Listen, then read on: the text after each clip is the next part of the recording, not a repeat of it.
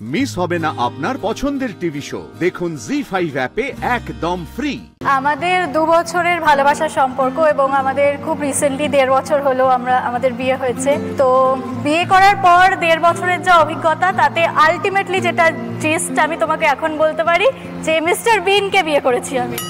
আমার ফোনে নামটাও মিস্টার বিন বলেই সেভ করা। হ্যাঁ, এরকম কেন?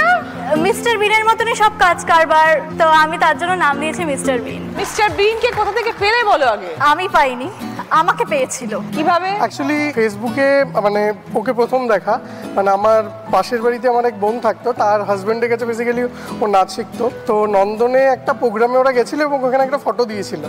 তো আমি জাস্ট ফটোটা দেখে আমার মনে হয়েছে শুধু আমি ওকেই দেখছি যেন। তো সেই দেখে আমি ওকে জিজ্ঞেস করি আমার পাশের বাড়ির বোনকে, এবং সেই বিষয়ে মানে আমি ওর বিষয়ে পুরোটা জানতে পারি।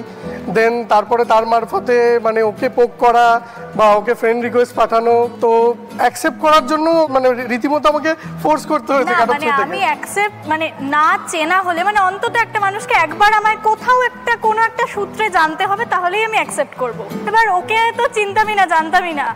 তো এবার একদিন ওই দিদিটা এসে আমাকে বললো যে এরকম একজন তোকে ফ্রেন্ড রিকোয়েস্ট পাঠাবে, তুই অ্যাকসেপ্ট করবি, মানে পুরো তুই করবি, আর কোনো হ্যাঁ না নেই। তো আমি বললাম ঠিক আছে, এরমভাবে বললো করবি, ব্লক করে দেবো 2 দিন বাদে, এরকম একটা ব্যাপার।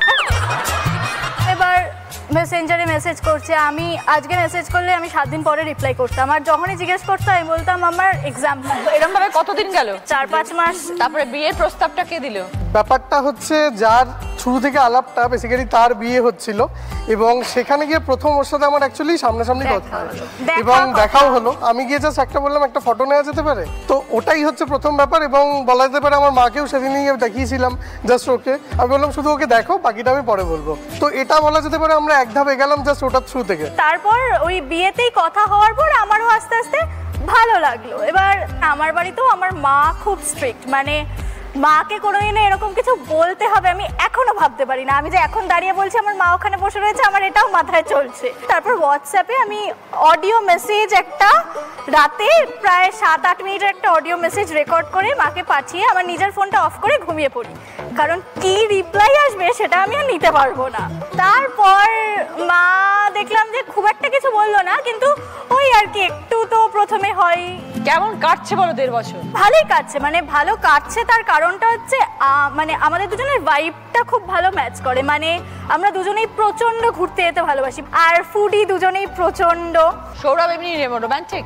হ্যাঁ, আমার থেকে বেশি রোমান্টিক আর আমার থেকে বেশি কেয়ারিং। মানে শুধু যে আমার জন্য কেয়ারিং তা না, আশেপাশে যতজন আছে, আমার মা, আমার বাবা, মানে যতজন আছে, ওকে যদি রাস্তা দিয়ে যাচ্ছি ড্রাইভ করতে করতে, পাশে হয় না ডাব বসে আছে, যদি বললাম ডাব বসেছে এখানে খাবে বলে স্যাট করে গাড়িটা ঘুরিয়ে দিয়ে ওখানেই দাঁড়, না পেটে জায়গা নেই, খেতে পারবো না, খেতেই হবে, মানে বলেছি মানে এখন খেতেই হবে ডাব। তো এত গুণ, তারপরে বলছো মিস্টার বিনের মতন।